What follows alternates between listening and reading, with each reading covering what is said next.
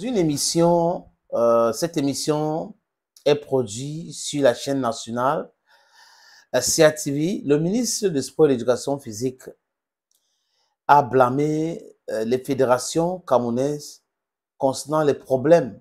Voilà, certains problèmes sont créés par les fédérations parce que pour lui, ces fédérations-là ne respectent pas leur propre statut. Et le ministre nous dit que sur les 54 fédérations que compte le Cameroun, une cinquantaine fonctionne bien.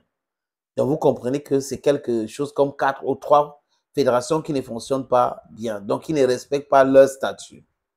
Il s'agit de quoi, les amis?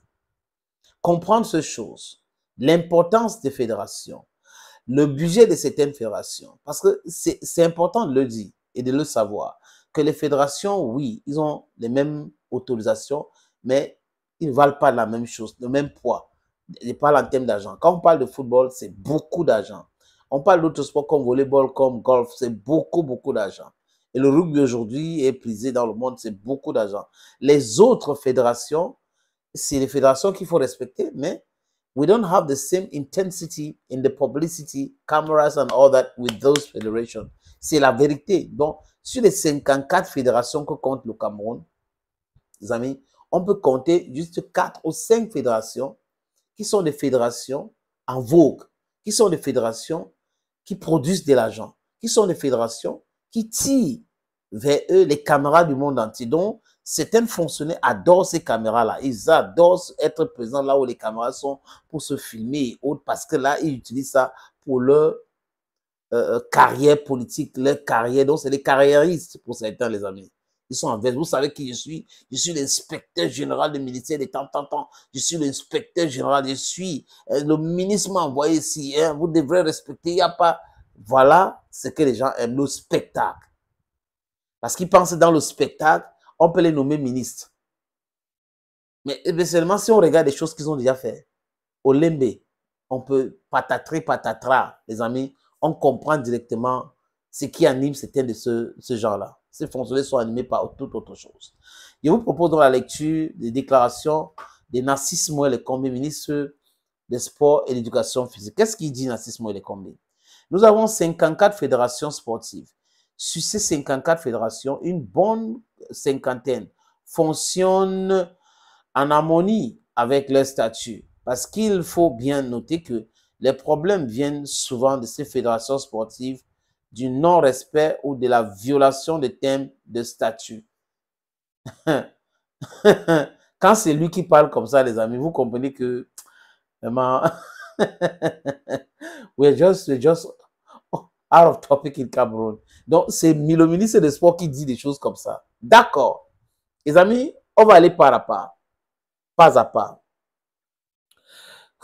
Quel est le vrai problème au niveau de la Fédération camerounaise de golf?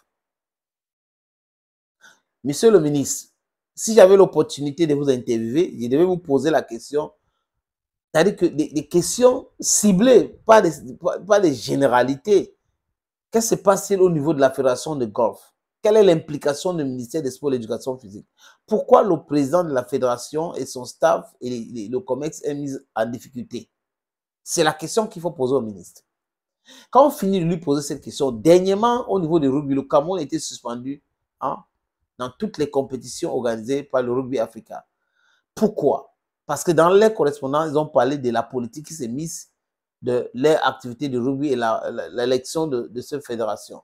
C'est toujours parce que quelqu'un ne respecte pas les statuts ou c'est toujours parce qu'il y a l'interférence. Voilà une autre question qu'il faut se poser et que le ministre doit nous répondre. Quand j'ai fini de dire ça, les amis, la crise que secoue le MINSEP et la FECAFOOT, c'est toujours parce que la FECAFOOT ne respecte pas ses statuts. Rien à voir. Absolument rien à voir. Il y a de l'autre côté la FECAFOOT qui demande au ministre de respecter les textes, les lois, signées par Paul Barthélemy Biya Bivanda en 2014, ce qu'on appelle le décret, avec vraiment les explications sur le rôle de tout un chacun. Et de l'autre côté, le ministère qui veut respecter la convention et nous parle des hautes instructions et nous parle du discours du 10 février du président de la République à la nation. Voilà pour vous, les amis, quelques éléments qui montrent que des gens de façon consciente sont hors sujet et pensent qu'on est dupe. Personne n'est dupe. Si c'était le cas, c'est hier. Aujourd'hui, c'est tout autre chose. Aujourd'hui, c'est un autre jour. Et maintenant, ce qui gâte tout, c'est-à-dire que qui déconstruit les déclarations du ministre, c'est la crise au niveau de la fédération de volleyball. Oui. Que se passe-t-il au niveau de la fédération de volleyball, surtout avec les filles? Que se passe-t-il? Pourquoi est-ce que la Cour suprême a dit le droit, le ministre refuse de respecter? Pourquoi est-ce que le ministre refuse de respecter? Bello Boudin a perdu parce que Serge Abouem a gagné son procès. Violation de statut sur à quel niveau? C'est des gens, la tutelle, qui s'est émissée dans ces choses-là pour pouvoir pousser à organiser une assemblée générale fictive, illégale, illégitime. Donc, la conséquence, c'est quoi, les amis? C'est que la Cour suprême a dit le droit et Serge Abouem a été réconforté. C'est lui qui devrait être présent jusqu'à présent. Mais il y a des gens au ministère des Sports, le ministre lui-même, parce qu'il était au palais des Sports l'autre jour, quand il y avait la finale de la Coupe du Cameroun de volleyball, il était là pour l'ouverture. Il était présent, les amis.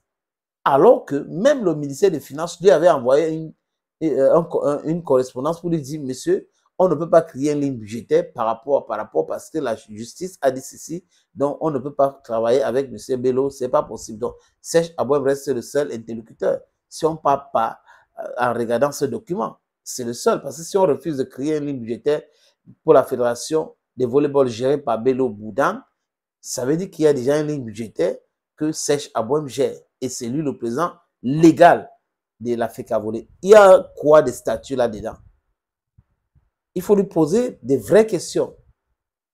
Je sais qu'il va toujours vouloir passer à la CATV et qu'on va tamiser les questions, mais posez-lui la question sur la fédération de golf, posez-lui la question sur la fédération camerounaise de football, la fédération de rugby et la fédération de volleyball. Ce sont des questions claires et nettes. Ils donnent des réponses claires. Thank you, friends, and bye-bye.